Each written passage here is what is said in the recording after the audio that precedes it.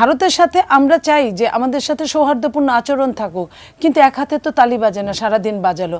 ভারতকেও এটা বুঝতে হবে যে আমাদের সাথে ভারতের সঙ্গে আপনি যদি খেয়াল করেন জিও পলিটিক্সে ভারতের খুব একটা ভালো বন্ধু দেশ এখন নাই আর, কারণ সবাইকে উনি এরকম করে খোঁচাতে খোঁচাতে কেউ কি নেপাল বলেন, শ্রীলঙ্কা বলেন, আপনার মালদ্বীপ বলেন কিংবা ভুটান বলেন, যারাই পাশে আছে সাউথ এশিয়ার কেউই ভালো, চায়না বলেন, কেউই তার সাথে যে 17টা কান্ট্রি আছে তার আপনার বর্ডার এরিয়ায়, 17টা কান্ট্রি কারোর সঙ্গেই তার তেমন ভালো সম্পর্ক নাই। পাকিস্তান বলেন।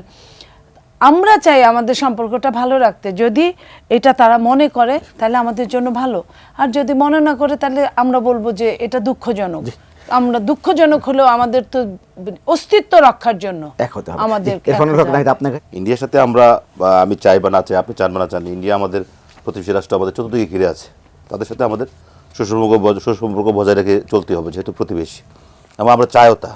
এখন আমাদের ভিতরকার যে বিষয়টা আছে সেটা হচ্ছে যে একটা ইস্যু, মানে একটা ইস্যু দাঁড় করে এই ইস্যুর মধ্য থেকে উত্তপ্ত করা, আমার মনে হচ্ছে যে কোনো না কোনো পিছনে কেউ কলকাঠি পলিটিক্যালি নাড়ছে, যার কারণে এই ইস্যুটা উত্তপ্ত হচ্ছে।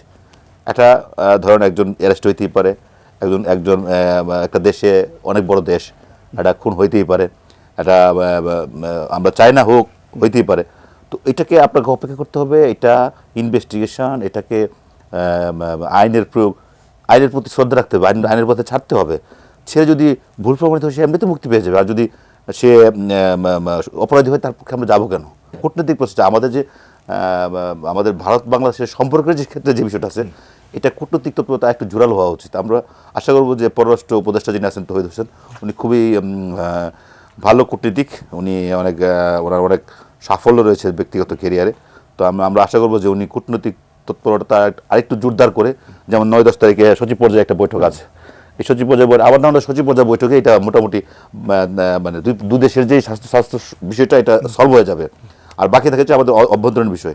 আমাদের অভ্যন্তরীণ বিষয়টা আপনি তো দেখতেই পাচ্ছেন, প্রত্যেকটা সমাজের প্রতিনিধি, রাজনৈতিক দল বলেন, পেশাজীবী বলেন, ধর্মীয় গোষ্ঠীর নেতারা বলেন, সবাই কিন্তু এক জায়গায় কিন্তু সবাই একমত যে আমাদের সার্বভৌমত্ব, আমাদের দেশ, এই প্রশ্নে কোনো আপোষ নেই, এই প্রশ্নে আমরা ঐক্যবদ্ধ। আমার ধারণা আমরা তো আমাদের দেশকে ভালোবাসি।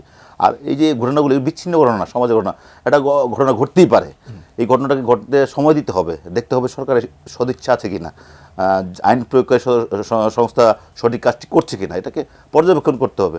এখন এটাকে নিয়ে যদি অতিমাত্রায় বাড়াবাড়ি করা হয়, সেটা আমার মনে হয় যে কোনো না কোনো গোষ্ঠীর ইন্ধনে, যারা লুটেরা গোষ্ঠী, আমার যেটা ধারণা আর কি, আমার ব্যক্তিগত মত, লুটেরা গোষ্ঠীর ইন্ধনে, লুটেরা গোষ্ঠীর ব্যাকআপে এই কাজগুলি ঘটছে। আরও বেশি সতর্ক হওয়া উচিত, আরও বেশি মানে সচেতন হয়ে আমাদের দেশটা আমাদের যে বর্তমান যে উপদেষ্টা পরিষদ আছে, তারা একটা সঠিক সময়ে একটা সঠিক দিক নির্দেশনের মাধ্যমে একটা জায়গায় নিয়ে যাবেন।